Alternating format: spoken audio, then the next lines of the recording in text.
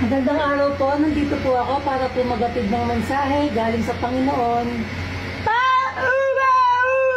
Ay, hindi po kayo nakapagsalita? Sige, maraming salamat po.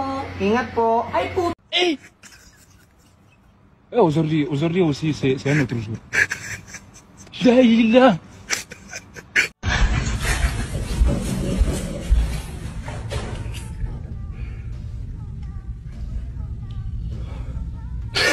Because ng divorce din. A few moments later, 2,000 years later, one eternity later. Divorce. Yes, divorce. Divorce. The truth will set be free. Yun na, lalabas ang katotohanan. Wait lang, sir. Listen, look, and listen, and learn. Ang isip ko pero ako'y sabog na.